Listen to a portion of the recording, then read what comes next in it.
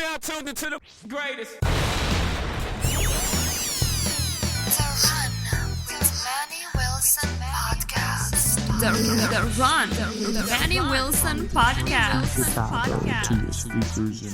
The best sports podcast there is. Yes, sir. What's up, everybody? Welcome back to The Run with me, Manny Wilson, all the way from Detroit to Chicago to your speakers and headphones.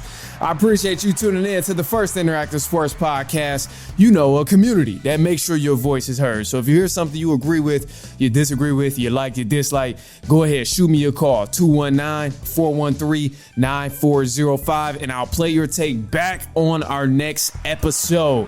Now, look, we just finished up the conference championship games in the NFL, so obviously got to give a quick recap on that. I think I might be a Bandwagon fan too, so yeah, I guess we'll figure that out this episode. But look, first things first, I got to go back to Detroit, bro, because a lot of people was heartbroken about this game. I was kind of heartbroken about this game, bro, but the Lions, they allowed the largest comeback ever in a conference championship game history. This was insane. The 49ers, they became the first team to come back from down 17 points and actually win the ball game. Now, here's the thing. Lions flat out choked. It ain't no way around it.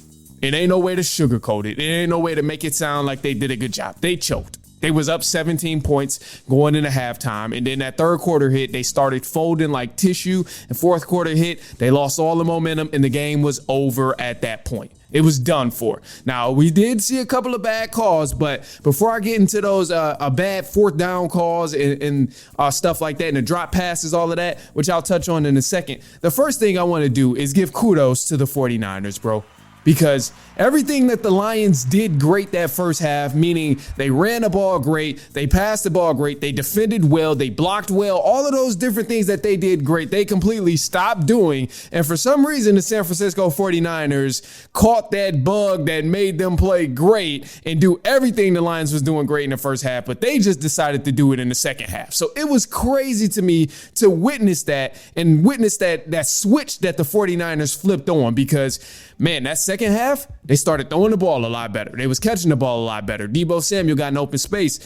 Christian McCaffrey got a lot of good runs, 8-yard gains, 9-yard gains, 7-yard gains. Got some great runs in there. The defensive line was on it. The offensive line was on it. I mean, it was pure dominance, bro, this entire second half. So I wouldn't be right if I didn't call it how I seen it and give credit to the 49ers. So despite the loss, and even if you are upset about Detroit losing, you have to acknowledge how great of a football game the 49ers ended up playing in that second half of the game, bro, because they balled out. They did their thing. Absolutely did their thing. Now, here's the thing, too. I got to give credit to Brock Purdy. Now, if you've been listening, you know I've been kind of giving Brock Purdy a hard time. I said Brock Purdy was not that guy, meaning the guy you really have to make a game plan for. But I want to give Brock Purdy all of his flowers right now. He deserves every petal, every rose petal, every color. That man deserves his flowers, bro. Brock Purdy balled out. I have nothing bad to say about Brock Purdy after watching this game against the Lions, bro, because I doubted him. I said put a lot of pressure on him, and this time the Lions did put a lot of pressure on him. But what did Brock Purdy do? He decided, you know what? Okay, y'all gonna bring some pressure on me? I'm gonna slip through here, and I'm gonna use my legs to pick up this first down. Time after time, he did this. Man, it was marvelous to watch. And then when they gave him time, when the Lions didn't bring pressure and Brock Purdy was able to sit back there in the pocket, what did we witness him do? Dot, dot, dot, dot. That man he was putting it on the money, bro. He was putting it on the money. I got to give credit where it's due. And hey, man, I have nothing bad to say about Brock Purdy after this game, bro. That man did his thing. He definitely earned a lot more respect out of me because I did Brock Purdy wrong. And for y'all San Francisco 49ers fans, because I know it's a couple of y'all got on me on social media when I went live after the game. I'll say this. Let me cut the music too. I'll say this. I apologize, all right? I apologize for dogging Brock Purdy out and claiming that he wasn't that guy because he showed me otherwise. And if he keeps this up, I mean, you definitely got to put a lot more respect on his name. I never said he was a bad quarterback. I never said Brock Purdy was bad. I always knew he was good. But damn it, from me claiming he was an average quarterback or your average Joe type of quarterback to what I seen against the Lions, completely different story. Got to give him that credit. All right, look, let's talk about Dan Campbell because before I get to the Ravens and all of that, we got voicemails too, but let's switch it up just a little bit. Dan Campbell. All right, there was two crucial fourth down plays. This man did not kick the field goal. Oh, man, Dan Campbell is a crazy guy. I tell you, this is the way he's been all year. I mean, he's been an all or nothing type of guy all year. The Lions have always went for it on fourth down, no matter what, 4th and 6, 4th and 2, 4th and inches. It don't matter. This is what the Lions have been doing all year. So if you watch this one game and you've seen them make this mistake, don't be alarmed because this is part of the reason that y'all even were able to make it this far because you have a gutsy coach. You have a ballsy coach like this. But however, I will say I'm not even upset that he did go for it on the fourth downs because it wasn't necessarily a bad thing. Now, you should have took the points, definitely. I mean, it's easy to say, oh, you should have did this, you should have did this, when you see what the outcome was. Obviously, you know, the outcome being they lost by, 6 points or 3 points exactly when you could have taken 2 field goals to really give you the lead. Yeah, it's easy to say, oh, you should have did this after you see the outcome. However, on that fourth down, I'm not upset about it because the play call wasn't really bad. At least one of the play calls, it wasn't bad. There was a play call, I don't remember which one, but one of the fourth down, I think it was like 4th and 6 or something. Obviously, they were right there. They could have kicked the field goal. But Jared Goff, he's dropped back, caught the pass, snapped the ball, whatever, boom, hike. All right, he sat in the pocket. Jameson Williams, he was open on a crossing route that really could have got them the first down. And it would have changed the course of the game, obviously, because, I mean, it would have been a first down, a whole new set of downs. Lions could have scored. But the thing that made this difficult was the pass rush from the San Francisco 49ers. This is why I give them a lot of credit for what they did in the second half, because although the Lions had a good play call and although they were going for it on fourth downs, they had to get those stops. The 49ers had to stop them from scoring or getting a first down, and that's what they did. So kudos to them again. But it was hard for Jared Goff to drop the ball to Jameson Williams because, I mean, the pressure was there. He couldn't sit in the pocket and look at all his options. You had Jameson Williams running over to the left across the field, and then Jared Goff, who's the quarterback looking to throw the ball, bounced out to the right side out of the pocket. So it's hard to make that crossbody throw. And then obviously, I think 49ers was in a zone at that time. So Jameson Williams would have been open just for a split second. But if you lob that ball over there, that's an interception, bro. 49ers defense is way too active to just be throwing up craziness like that. But ultimately, bro, you got to go back to just giving credit to the 49ers because they really earned this win. Now, look, here's a couple of other things, though. So kudos to them. Detroit, you had a great season. It was a really good season for Detroit. You should not be upset about it. At this point, I think you've definitely earned the right to no longer hear people say same old Lions. That's not the case at all. This is a completely different Lions than we've seen over the past decade ever, honestly. The Lions history. This is a completely different Lions team. So, I mean, congrats to you, bro. It was a great season. It was a great season. You guys made it this far in the postseason. People didn't even have expectations of them going this far. But, I mean, it is going to be tough to get back. But, I mean, anything can happen. Who knows? But look, we got some voicemail callers. I got to hear it really quick. We're going to jump straight into the voicemail callers. Let's do it right now. We got the first one. Here he is. Let's do it. Hey, man. This motherfucking Specialist Curtis in the motherfucking U.S. of the motherfucking Army. What up? Hey, somebody got to tell Lamar that shit trash, boy. This nigga don't run the ball no more. I'm so upset, boy. Yeah? That's all you got? Okay, I think that's all you got. Just made me mad all over again, bro. That's really all I had to say, bro. Lamar, you ain't shit, boy. Fuck you. Oh, dog. Oh, dog. That's wild. Come on, bro. You ain't have to go there, man. I mean, yeah, Lamar Jackson struggled, but I didn't even touch on this yet in the episode, but we're going to transition into it, obviously. But here's the thing about Lamar. A lot of people are putting blame on Lamar Jackson, and yes, he does deserve a lot of the blame that happened because Lamar did overthrow some open passes. He overthrew some easy passes as well. And then the run game, he didn't really run the ball. I mean, that's not really his first option to go to anymore as he's matured in the game of football and as he's matured as a quarterback. So I'm not even upset that he didn't run the ball. But ultimately, this was a collective effort from the Baltimore Ravens offense, bro. I mean, their defense held their own. The defense did everything they were supposed to do up until the last second of this game, the last drive of this game. The defense kept the Ravens all in the game. But the offense could not help them at all. They didn't do anything, bruh. Like, it's not all on Lamar Jackson. There was times where there was drop passes from the wide receivers early on in the game. There was some easy passes that should have been caught. Like I said, Lamar overthrew a few touchdown passes that could have turned big. Zay Flowers, oh, man, bro, you know what happened with Zay Flowers, the wide receiver, taunting call, moved them back a little bit. You had the fumble in the end zone, moved them back. Oh, my, like all of these different things, bro. You can't throw it all on Lamar Jackson for this, but definitely I'm not going to let that slide because he does deserve some credit. Although Lamar Jackson is one of my favorite quarterbacks right now in the NFL, you cannot let that slide because he didn't show up. He didn't show up. He should have definitely showed up a lot bigger than what he did, bro. And bruh, he didn't do his thing at all. So we got another voicemail caller. Let's do it. Let's hear what he got to say. Tyler from Jackson. I got a take on the game the today deal? with the Chiefs Ravens. You got a banged up Chiefs defense. You got a defense on the other side that may be the best of the decade so far. What else do you want to ask for? There's one man to save us all. Lamar, save us. You are the Avengers. You're looking in the eyes of Thanos and Patrick Mahomes and Travis Kelce and whatnot. Save us all. We know you will. Patrick Queen, Roquan Smith, the boys, just save us. Plain and simple. Oh, bro. Okay, let me give you a little context.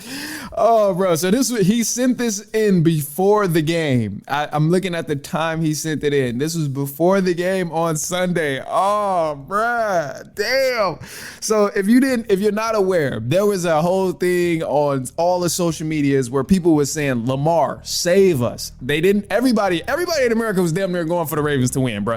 Just because they were tired of seeing the Chiefs win year after year. They were tired of seeing Pat Mahomes. They got tired of seeing the Taylor Swift coverage. So that's where this Lamar save us came from. That's why Tyler from Jackson is saying, Lamar, we need you to save us.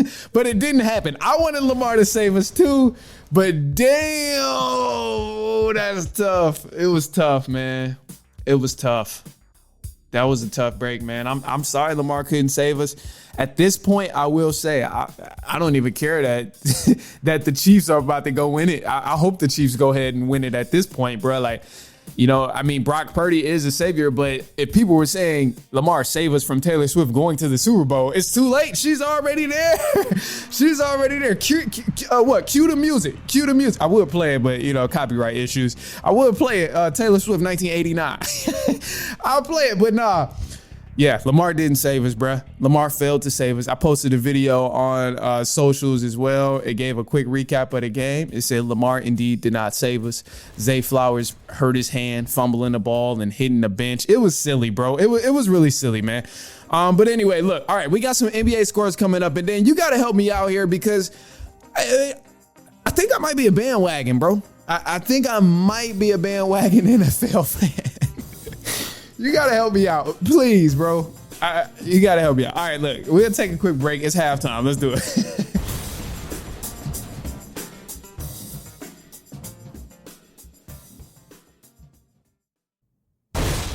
All right, and news for the run. Let's get into it. All right, a couple games today for Monday that's already going on. The Phoenix Suns look like they're about to beat the Miami Heat right now, 115-102. The Lakers are getting popped by the Houston Rockets as of right now in the third quarter, 84-108. The Kings, they're battling it out with the Memphis Grizzlies, 83-81 right now in the fourth quarter. A lot of time left in that game. And then the Minnesota Timberwolves and the Oklahoma City Thunder. This is a great game. I would be watching this game if I wasn't recording right now, but Thunder are leading in a close game right now, 79-78. These are two of the top teams going on in the Western Conference right now. So it'll be interesting. But some of the games that already happened, the Knicks, they beat the Hornets. The Cavaliers, they beat the Clippers. The Celtics, they beat the Pelicans. And the Brooklyn Nets, they beat the Jazz.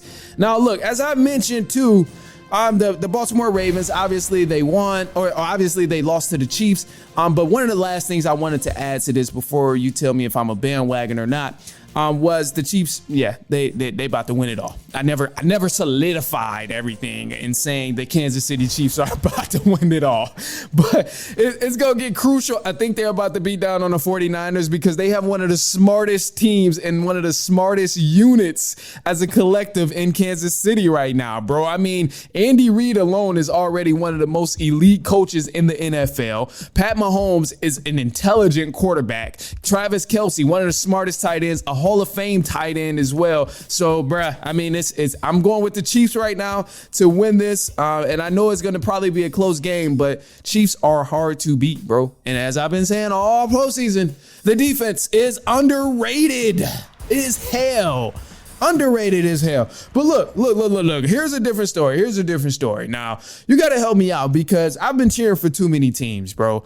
I really think I might be a bandwagon. I don't know if I'm a bandwagon. I'm a firm believer that I'm not a bandwagon. I've been saying, I'm not a bandwagon at all. I got teams that I cheer for. I have my team that I abide by and the team that I stand by, you know? So if you ask me, somebody asks, hey, who's your favorite NFL team? I'm going to tell you who it is. I'm like, yeah, I rock with the Atlanta Falcons. But here's where I think I'm a bandwagon. Because I cheer for my hometown team, true hometown team, Detroit Lions. Then I cheer for my other hometown team now, the Chicago Bears. And then I'm like, oh, damn, I like the Ravens. They got the Lamar Jackson, the black quarterback. I need Lamar Jackson to thrive, different type of play style. Oh, damn, I like the Baltimore Ravens. And then I look up, I'm like, damn, bruh, you know, Pat Mahomes, what he doing over there is just really, really good, bro. Pat Mahomes is just one of the best quarterbacks ever in the NFL that I've witnessed. So I'm like, damn, how can you not like Pat Mahomes? I don't cheer for the Chiefs, but it's like, you know, you want him to have success. So that's like 5 teams that I've named, bro. I'm in a dilemma here, and I'm not trying to be no bandwagon. And it's just really because I like NFL teams. I like good football. And so if a team is playing good football, I'm going to just cheer and hope that they continue to play good football. There's nothing about me cheering for every single team in the NFL. And I try not to, bro. I promise I'm not out here, you know, just, you know, really jumping on bandwagon to bandwagon. I promise I'm not James Harden of the NBA. I'm telling you that right now. There's no way I'm really doing all of that. I just like multiple teams, bro. Can you blame me? Am I wrong for that? Like, am I wrong for really, you know, cheering for good football teams and hoping that these good football teams continue to play good football? Not that I'm saying, you know, I'm riding with Cleveland because they're good, or I'm riding with San Francisco because they're good, or you know, I'm gonna jump on the bandwagon of the Lions because they're good. That's not what I'm doing. I'm just saying, like, if the Tennessee Titans are playing good football, I'm gonna embrace it. I'm gonna embrace that they playing good football, bro. That's it. What's wrong with me embracing that they playing good football? And I think this is actually, look, I think this is actually one of the best ways to have it, bro. Truth be told, because look, what if I was a real bandwagon, or what if I did have a fan? Then y'all might hear a lot more biases in the takes that I give. But because I like good football, I call it even. I call it straight about who's playing good football, who's not playing good football. I think this really helps me out in terms of giving y'all unbiased takes. You know what I'm saying, bro? Because let's say, like I said, I like the Falcons. They're trash right now, but I'm not biased to the fact that they're trash. So you will never hear me sitting here talking about, oh, the Falcons are the best team in the world right now, even though they're 4-14. Like, nah, you ain't gonna hear me saying nothing like that. I'm gonna call it even. If they bad, they bad. If the Lions are good, they're good. If they're good to an extent, I'm gonna say they're good to an extent. It ain't nothing about being no bandwagon. I'm just saying I like good football. So if a team is playing good football, I'm gonna acknowledge that they're playing good football. Is that too hard to respect? You get what I'm saying, bro? It can't be that hard to respect, you know? I don't think I'm a bandwagon. Now, I will say with other sports, I do have my select favorites. Like in the NBA, I'm a diehard Pistons fan. I represent as a diehard Pistons fan. I will always rep the Pistons no matter what goes on with the Detroit Pistons. They will always be my number one team, no matter what. They're always going to be my number one team. But outside of the Pistons, I do have a secondary hometown team.